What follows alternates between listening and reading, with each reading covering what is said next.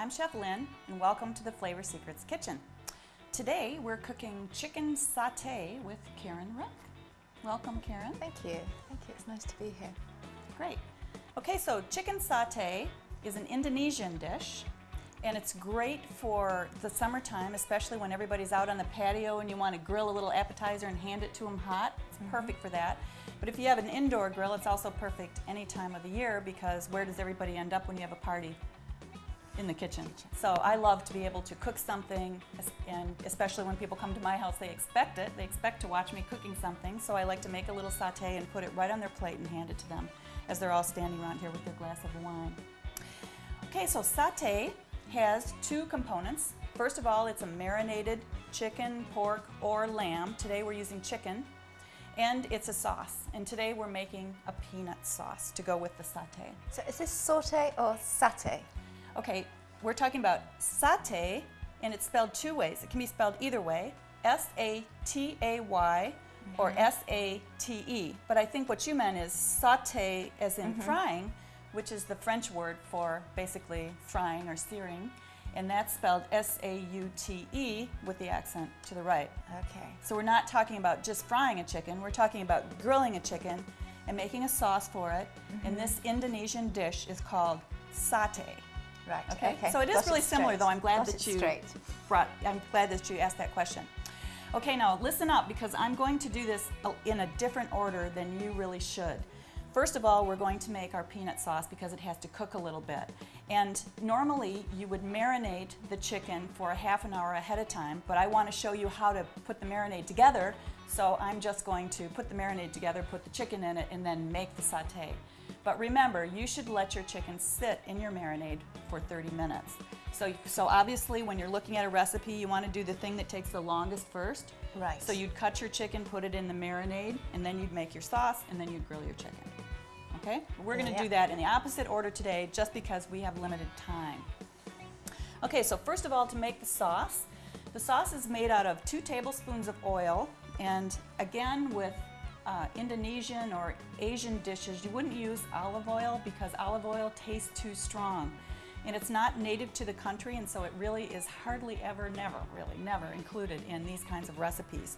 So I have 2 tablespoons here of canola oil, or you could use any kind of a vegetable or salad oil. Then a 1.5 cups of coconut milk and a tablespoon of what's called green curry paste, okay? So first of all, with the coconut milk, let me open this up. If you don't have one of these can openers, I should become a spokesperson for these can openers. I love them. This one is sealess. I think by now there are probably other brands of this type of can opener, but in my local area you can find this at Papa Joe's. I know, because that's where I got this one. I think it costs like $15, something like that. But you see how I kind of put it on sort of left-handed, even though I'm not left-handed?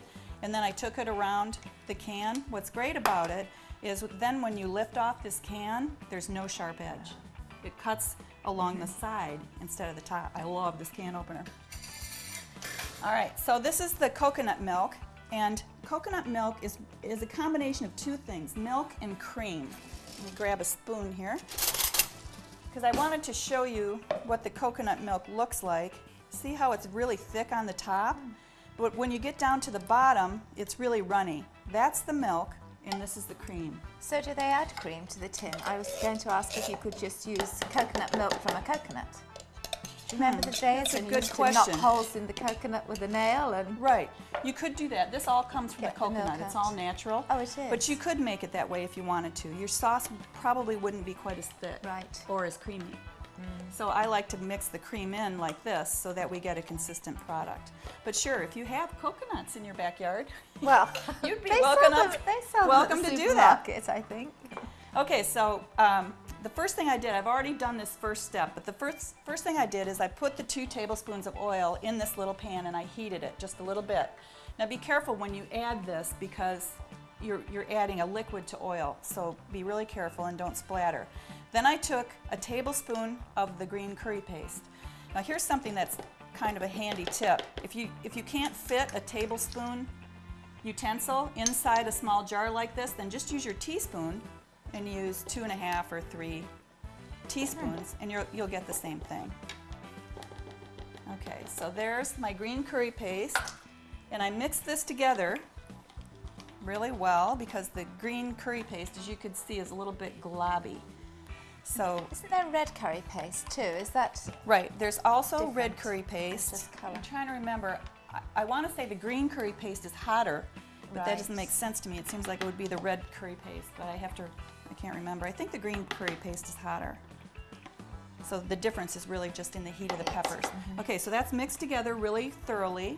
And then what I did is I put this mixture into this pan and I just let it simmer there for about 10 minutes. I didn't want you to have to wait for that. So now the rest of this is what you would do after this pan has simmered for about 10 minutes. And the reason to simmer it is just to start it getting thick. And I've got this on low heat. Wow, this is really getting hot in here. I'm sure my face is turning red because we've got a really hot grill on here and a hot burner also.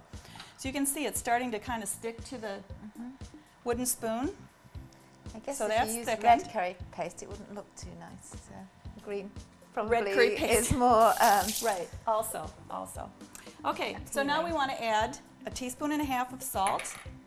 We want to add the juice of 1 lime. I don't know, I think red curry paste would look okay. Do you think? I do. I think it's just the heat of the green that we Right. want. Okay, so if you have a small sieve like this, a little trick for putting juice directly into something without having to dirty another container is to just, of course you have to dirty the sieve, but just Yeah. squeeze it into the sieve. It's a little easier. And this, I think it's easier too, Yeah. yeah. And then this will keep you from getting any seeds in your sauce that you have to fish out later. So we want all the juice of the whole lime. Wow, that grill is hot. I think because we don't have to grill for a couple minutes, I'll flick that off just for a second. Between the light and the grill, it's really hot in here. Okay, so now we've got our lime juice in there.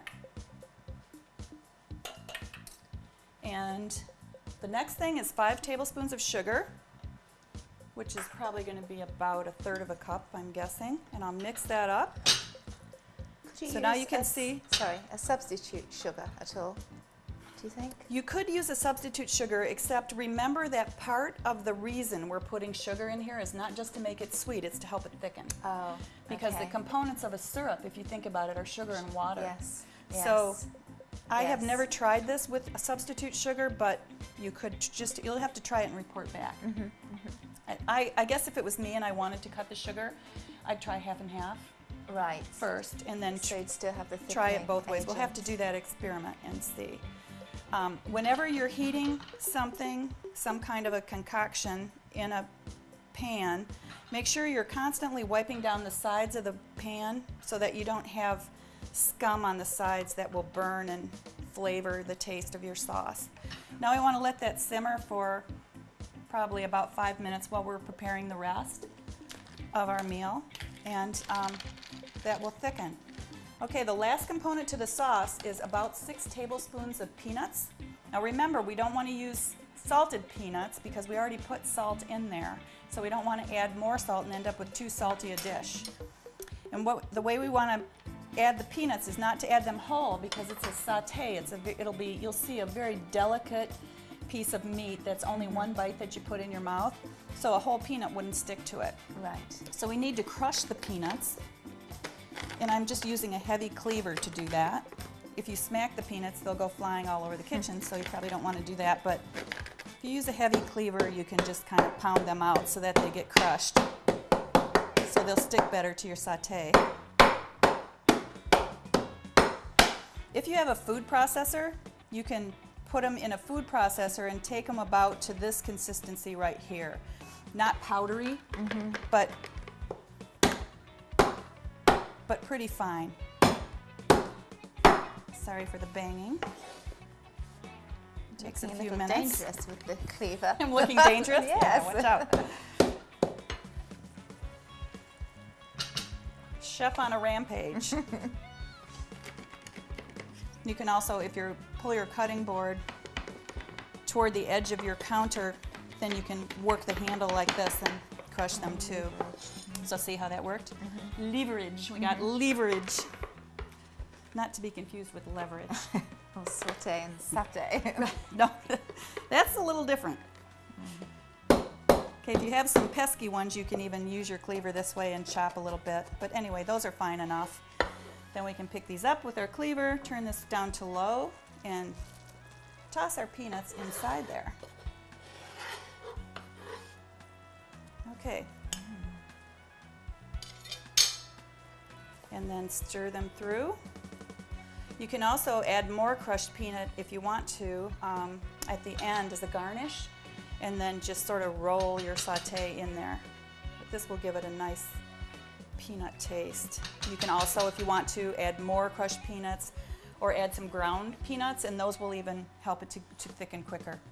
Notice that under this cutting board, I've got a wet, clean cloth. The purpose for that is to hold the cutting board firmly.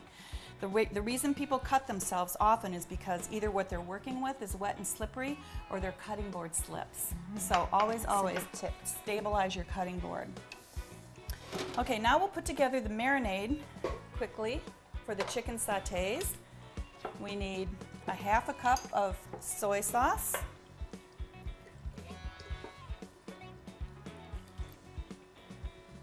Half a cup of soy sauce. A half a cup of sesame oil.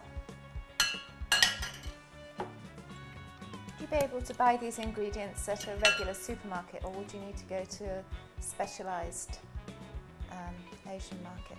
That's a really good question. You can pretty much now buy these kinds of ingredients everywhere. You can buy them at any standard grocery store, maybe not a quick grocery store like at a gas station or something like that, but certainly at Kroger or Plum or, you know, really much anywhere, Nino's, wherever. Okay, so now we've got a half a cup of soy sauce and a half a cup of sesame oil. I'm just mixing it together here a little bit. We want to have 2 tablespoons of hoisin sauce. A lot of people think that hoisin sauce is plum sauce. It's not really. Let me read the ingredients. Sugar, fermented soybeans, water, rice vinegar, wheat flour. So watch out if you have gluten people, or people who need to be gluten-free. Prune concentrate, salt, tomato paste, lemon juice, caramel color, chili pepper, and natural flavor. So you've got the prune taste, but it's not the same thing as a plum sauce. Okay, we'll just use our tablespoon there to mix that together. And then you can add one clove of garlic, but I don't do well with fresh garlic, so I usually use just a sprinkle of garlic powder. Then I get that garlic feeling, but I don't have the upset stomach. So if you have somebody who has the same issue, you can do the same thing, or if not. Garlic powder and garlic salt, are they the same? There. I have garlic salt. Nope, garlic powder doesn't have salt in it. Oh. So it's garlic flavored salt, and this is simply powdered garlic. Get that out of the way. I'm trying to save the spoon without dropping it in there. Okay, and then we want to have a sprinkle of cayenne pepper. Just a sprinkle, 2 sprinkles. It won't add a lot of heat, but it will add just enough to get that little bite on the back of your tongue. And then the last thing we need is some green onion. This can all go out of the way now. And the green onion, we just want to chop. What happened to my cleaver? I can use this. Away from you. They took it away from me. Feeling unsafe. Anyway, I can just chop up some onion here. I'm chopping it on an angle to get more surface area. This knife isn't as sharp as it should be. My cleaver, however, was. And we'll just maybe cut this through this way then, since I don't have the right knife for doing this. And we want these to be in small pieces, so there's a lot of surface area, so the onion taste goes into the marinade. Okay, so that's our marinade. And again, we would be marinating for 30 minutes. Let's go back and check our sauce. So you can see it's getting nice and thick. Now I'm just going to let it sit there a little more, so it'll get even a little more syrupy. It does smell good. And I've got the heat on very low. Okay, now we need to prepare the chicken. And can I go behind you and grab that other cleaver? This is a thinner cleaver. Are you happier with that? Yes, I think so. It's not so scary. Not quite so dangerous. Okay, a satay, S-A-T-A-Y again, is supposed to be one bite on the end of a long stick. Just one bite. And it's a really pretty presentation. A pound of chicken goes a long way. You can imagine how many bites are in 1 pound of chicken. So I started with chicken tenders. First of all, because they're very tender. You know, it's the tenderloin of the chicken along here, just like the tenderloin in beef. It's the same. It's the same idea. The part of the chicken that doesn't move, so it's the most tender. So if you think about it, for example, on the chicken, what's the toughest part? I guess the leg. Exactly. Yes, and the legs are what muscle. get more muscle, and they get more movement. So all I have to do with the tenders is cut them into bite-sized pieces. Now you can certainly use a whole chicken breast to do this, then just slice the chicken breast very thin and then slice it down in the opposite direction so that you end up with little bite-sized pieces. Okay, this little piece of tendon there doesn't taste good, doesn't look good. We want to get rid of him. And then just continue to move these into bite-sized pieces. If they're thick, you can flatten them out a little bit, like that. See how handy these cleavers are? You can do anything with it. In fact, I would just recommend that you do flatten these out because you'll have a more traditional satay. All I'm doing is pressing down with the heel of my hand, and it goes really easily. I'm not even pressing very hard. I think I'm starting to learn that it's, from you, Lynn, that it's important to really consider the cut of meat that you have for the recipe that you're using, and I don't think I do that. If it, say chicken satay, I'd just go and buy probably breast of chicken, wouldn't consider it any further than that. But I see now that... Well, I'm glad you brought that up because actually a traditional satay would be with dark meat. Oh, would it? Would be with dark meat. But obviously you can do anything that pleases your family and yourself that you want. So I'm using the white meat because it's very tender and more tasty, and it will also absorb this marinade probably quicker. Okay, so just throw the pieces into the marinade. We'll just do a few more here. And again, get rid of anything that doesn't look nice. I used to have a friend who said, I never eat chicken because it has too many surprises.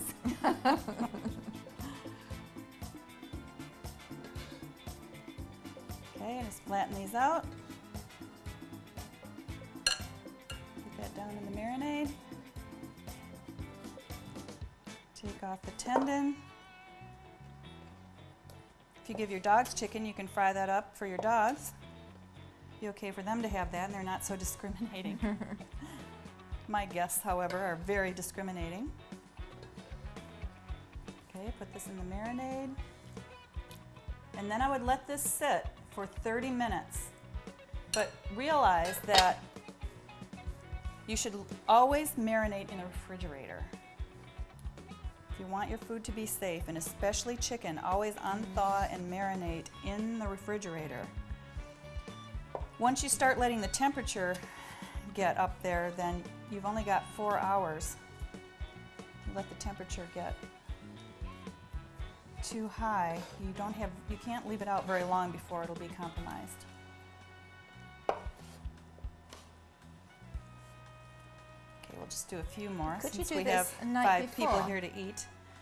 I wouldn't do it the night before. You could prepare your chicken. That's a great question, by the way. You could prepare your chicken, get your chicken all cut up. Right. But you don't want this to marinate too long because we've got very tender, tiny pieces of meat here, and we really wouldn't want that to get too strong, okay? Now, as I said, you should leave it in there 30 minutes. This is just fine. That can continue to cook and wait. You should leave it in there 30 minutes, but we're not going to just because we don't have the time to do that. Okay, we'll turn our grill back on there. You always want to work with a hot grill. And just before you guys showed up, we cleaned the grill off. It's important that there isn't a lot of grease or garbage on the grill because it'll catch on fire. And that's what's carcinogenous about grilling. It's when you get those flames licking up. You know, if somebody brings you something over for dinner that they've grilled, it's all smoky looking, or Yes. it's got that gray film on it, then that's what's been happening. The grill's been flaming. Okay? It leaves a residue on your food, and it's not good to eat it. Okay, now we're going to put together the sautés, and to do that, we need some wooden skewers. Now, I wouldn't use metal skewers for this. First of all, wooden skewers are more traditional, but also metal skewers get really hot. Right. So then your guest can't pick that up to eat that until the meat's cold. Yes. So use wooden skewers. However, anything that's wood will pretty easily catch on fire, won't it? So I've had these skewers marinating in the water for about an hour. Right. So, you know, if you want to, for example, cook salmon on a plank, you need to soak those planks for an hour before you put the salmon on and put it on the grill, or you risk your plank catching on fire. Okay, so we did the same thing with the skewers. Now, we're making the sauté in the traditional way, which is with these really long skewers. However, you could use toothpicks and just put one piece on, one tiny piece, the same way, and then especially if you can't find these longer skewers, then it makes a nice platter if you want to have just these little bites on toothpicks. So the size of the skewer can vary. We're just using the long ones because this is the traditional way. And then we want to thread it on here so that it doesn't fall off. So I'm going in, out, and you never want to put more on here than you can fit in your mouth, okay? So is that just one piece of chicken you put on there? That's just one piece of chicken, right? So each skewer gets one bite of chicken. So if you look at it that way, I guess doing it in the traditional way is a little wasteful because you've got a lot of... It looks really nice. But it looks really nice. So yes. you have to think about what your priorities are, okay? So if I've got a piece of chicken that's irregularly shaped, I'll fold it over a little bit and then in, out, in, out. So I have one bite. If you have little hanging things, it's okay because once the protein coagulates at 140 degrees, by the way, on the grill, it will hold together. So that's a nice looking one. Okay, so you want kind of a flat, thin piece of meat, one bite on the end of the skewer. Now the other thing we have to worry about when we're grilling, and this may happen, it happens, it may happen today, is if you don't get enough of the marinade off of it, then your grill will smoke and or flame up. And it's scary for people when that happens. Especially if they're standing right in front of the grill. Right. So you can see this chicken is so thin that it's really absorbed quite a bit of the marinade already.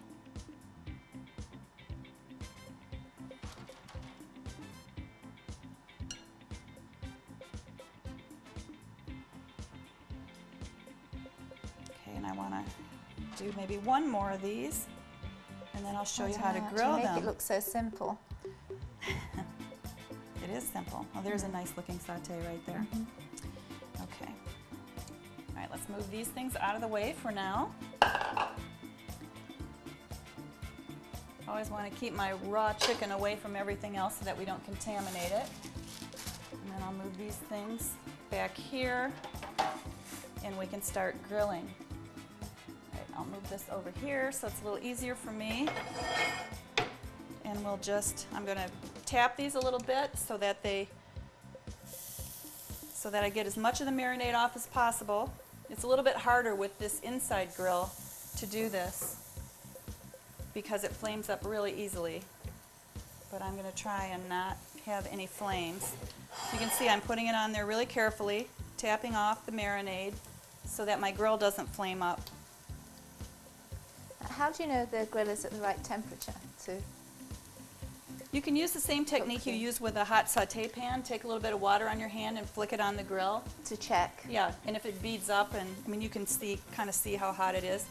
Some people hold their hands above it just to make sure that it's really hot. I turn my grill on about 10 minutes before I want to use it, and then I know for sure that it'll be quite hot. Okay, I've been handling raw chicken, so I want to make sure and wash my hands off well with hot water and soap. I think we've got a towel down here. Clean this up. Okay, now we can check our sauce again. See, make sure that it's thick. If it's not thick enough here, I would turn my heat up and try to thicken it more, but it's pretty good.